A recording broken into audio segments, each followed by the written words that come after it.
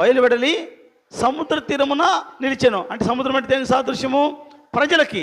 ఈనాడు అపవాది ప్రజల్లోకి వచ్చాడు. ప్రజల్లోకి వచ్చి అపవాది నిలిచి ఏం చేస్తున్నాడు? ఎవరైతే దేవుని ప్రజలుగా ఉన్నారో వారిలో శేషించిన వారితో యుద్ధం చేయడానికి రెడీగా ఉన్నాడు. ఈ రోజున నువ్వు శేషించిన జనాంగంలో ఉంటే నీకు నిత్యము యుద్ధమే. ఎవరితో? అపవాదితో. గుర్తుపెట్టుకో, నువ్వు శేషించిన జనాంగంలో ఉంటే నిత్యము అపవాదితో నీకు యుద్ధమే. అపవాది యుద్ధం అంటే ఏం జరుగుద్ది? ఏం జరుగుదమ్మా? నిందలు, హింసలు, అవమానాలు, దూషణలు, తిరుగుబాటుతనము, ఇవన్నీ వస్తాయి. అది దేవుని బిడ్డలకి. ఈరోజు ఒక క్రైస్తవుడుగా, ఒక సేవకుడుగా నువ్వు పగడబడుతున్నావా? నిందలు అనుభవిస్తున్నావా? పగడబడుతున్నావంటే నువ్వు ఖచ్చితంగా కాలుజారి స్థలంలో ఉన్నావు. ఖచ్చితంగా సాతాను బందీగా ఉన్నావు. పగడబడుతున్నావంటే దేవుని బిడ్డ దూషింపబడాలి, దేవుని బిడ్డ ద్వేషింపబడాలి.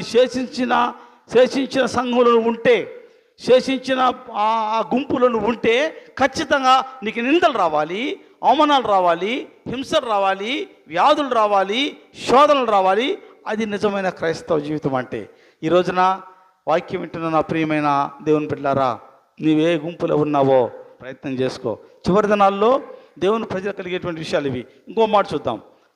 ప్రకటన 14వ అధ్యాయం.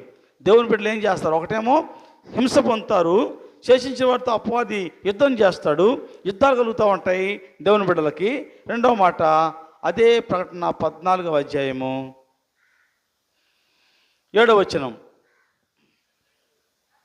అతడు, మీరు దేవునికి భయపడి ఆయన మహిమపరచుడి, ఆయన తీర్పు తీర్చు గడియ వచ్చెను కనుక ఆకాశమును, భూమిని, సముద్రమును, జలధారలను కలుగు చేసిన వానికే నమస్కారం చేయడని గొప్ప స్వరముతో చెప్పాను. చూసారా, ఇక్కడ ఆ దూత ఏం చెప్పాడంటే, మొదటి దూత వర్తమానంలో ఏం చెప్పాడంటే, మీరు దేవునికి భయపడాలి, ఆయన్ని మహింపరచాలి.